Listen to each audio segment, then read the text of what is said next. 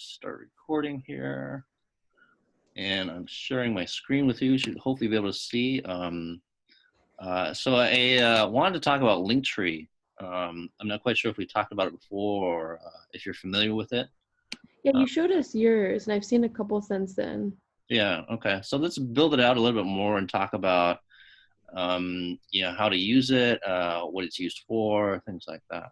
Mm-hmm. So starting out with a regular Google search, just typing in Linktree, and then you hit the site link. This URL is kind of weird. It always trips me up because it's spelled linktr.ee, and it's just kind of wacky. I don't really. So usually whenever I'm trying to find it or get to it, I usually just do the Google search and it'll bring up the actual address and then I can log in from there. So it will basically allow us to create a login. And usually what it is basically is just logging in with your Instagram profile. So once you get all that connected, I mean, this is also the most major use for Linktree too, is to use it for Instagram.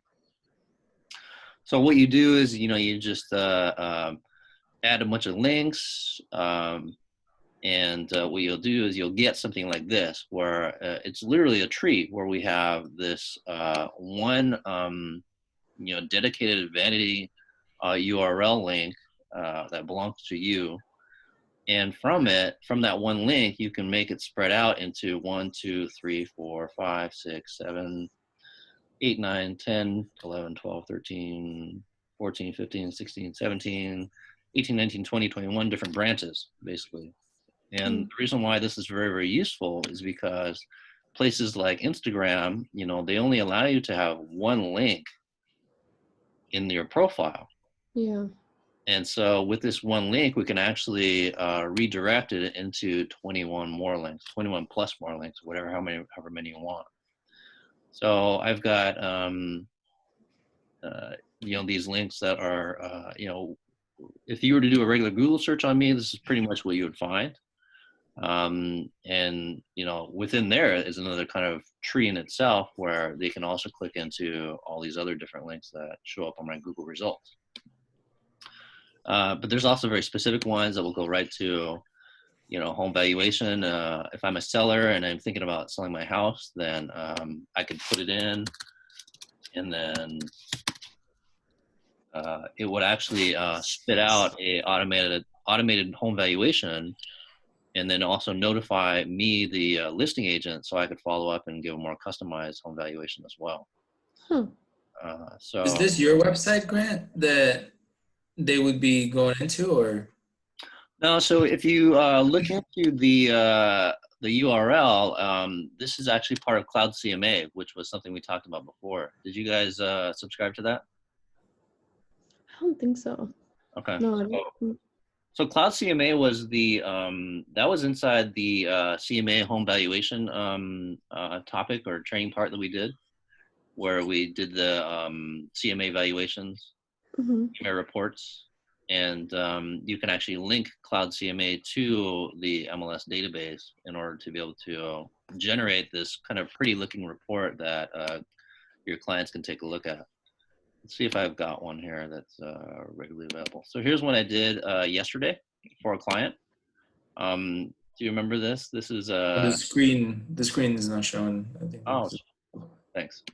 Let me share my desktop. How's that look? Yeah. Okay, so here's a report that it's a PDF report. It's about 20 plus ish pages or so. When you connect your MLS database to Cloud CMA, anytime you do any kind of CMA report, you can connect all the results of the data that you find in your home valuation to Cloud CMA, and it will make this nice, pretty report for you. Yeah, we had practice doing that a little bit. Yeah, so you guys are in Cloud CMA then. You guys are using it. I didn't know that's what it was called, but we did it through the MLS, and we generated the report. It didn't look like this. It didn't have the compass like layout and branding on it, but it was like with pictures and then the prices and kind of comparing the different homes. So it was a lot more simple than this. Okay, gotcha. So then maybe in the future we should just do like specifically each one of these products or something like that. Today is Linktree. Maybe another day we'll do Cloud CMA. Okay. But the Cloud CMA basically has this site as part of our subscription that we can use in order to reach out to the public or and create these automated home valuations, and then it'll also let us know when we should activate and actually make a customized valuation as well. So it's it's CMA reports, it's home valuations, but it's for a different use, and it's really nice that Cloud CMA provides this for us because it's just another tool that we can use in order to be better at our job. So let's see what else is here. So this is for RealScout, which is what we talked about before. It's just basically a property alert service, which is very similar to the property alert services that you've been setting up for your clients inside of Chime. So that's that. Here's my, I have a dedicated website inside Chime where it basically does the very same thing again, where you can search different places in the Bay Area and come up with, it's almost like Zillow or Redfin in a sense. But it's dedicated to me, and it also alerts me directly when, something happens that the client's done. I think you guys might actually have that inside of Chime as well if you want to build that out. Let's see, I built out a Calendly link where you can schedule X amount of time in my calendar that's connected with my Google Calendar, so we can be able to find time to talk together. Let's talk at 2:30 p.m. blah blah blah, confirm. It'll send a confirmation to both myself and yourself, so we're both on track and on the calendar as to time to talk together. Let's see, mortgage calculator.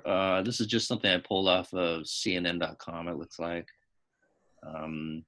I never ever mess with these at all because, honestly, they're not very useful. But clients, they always, it's like their first question. They say, well, how much am I going to pay every month? Or how much does this cost?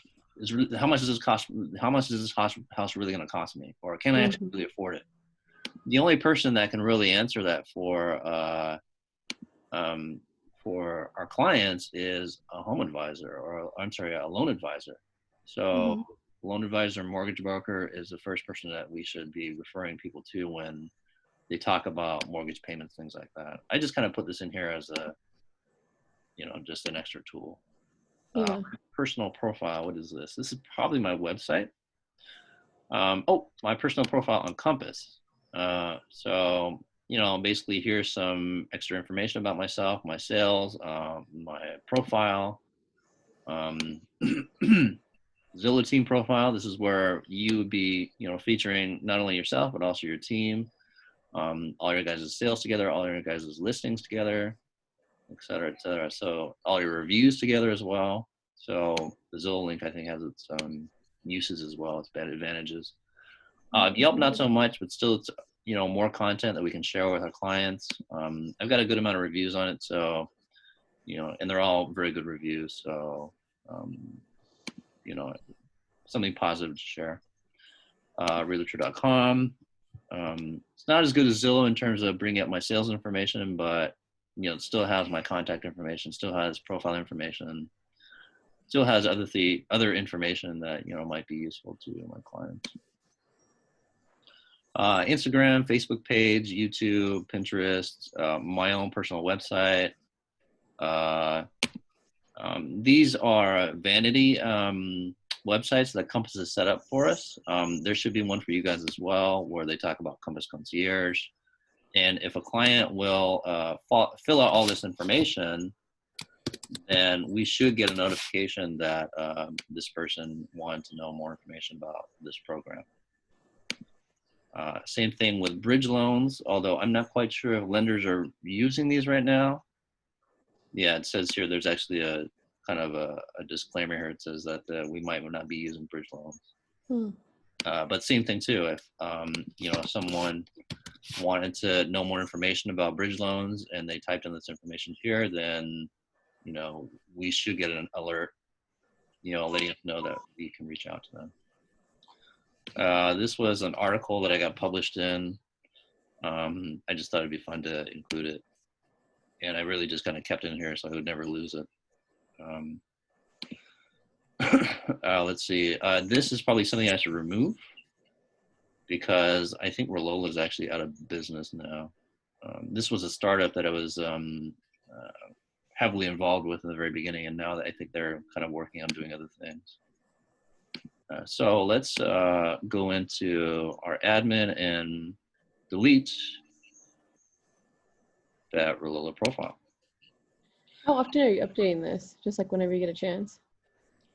Yeah, you know, every once in a while I'm just kind of building on it and adding more links, things like that, just tweaking it, things like that. So, you know, not too often, but it's really nice though, because it is kind of I use it for myself as a reference or a directory.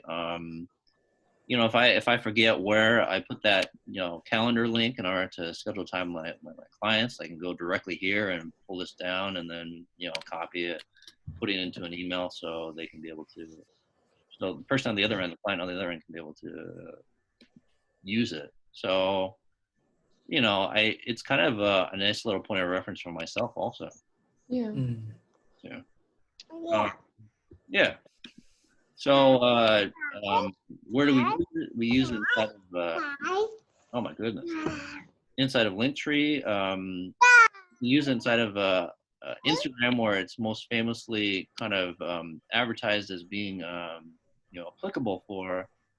But, you know, to tell you the truth, I have the same issue inside of Twitter, you know, where there's only one link. So, you know, why not put this Linktree inside of Twitter as well? And also inside of Facebook, where there's the Linktree right there as also. But in addition, I also put it into my signature, so people can click into here and on the signature, you know, find all those links that I shared in the Linktree. I'm not quite sure why that's not loading up. That's weird.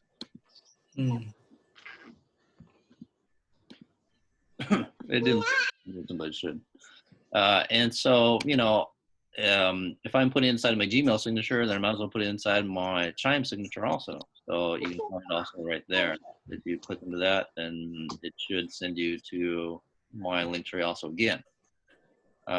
So, you know, these are, I think, some of very good uses for Linktree. And, you know, not only is it just Instagram like people advertise, but you can also use it in a lot of different places also as well. So I highly recommend building this out if you haven't already. It's free to use. It's very, very easy and straightforward. So you can see here, actually, there's been 551 views on my Linktree. So people actually have seen it, and I'm hoping that some people have used it also. Yeah.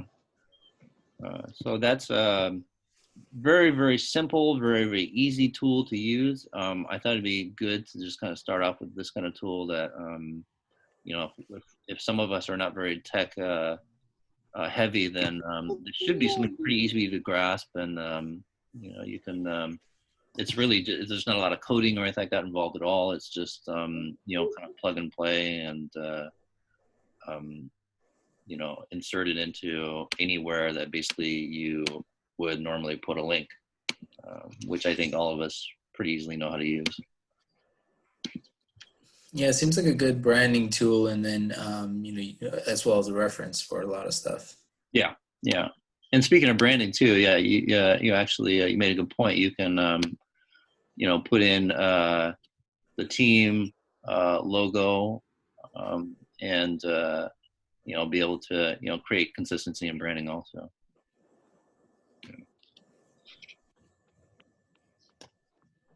So in your profile information, that's where you'd put in, I think, your details, you know, and then also your marketing and branding information too. Mhm. Yep. So that's I was telling Lisa earlier that at this point right now, we've gone through a lot of the foundational stuff. Unless we actually start kind of taking the next step into writing offers, and since I don't know if you guys have really gotten to that point yet, then I thought maybe we should just talk about different products and tech tools that we use to make our job easier. So this is I think probably one of the better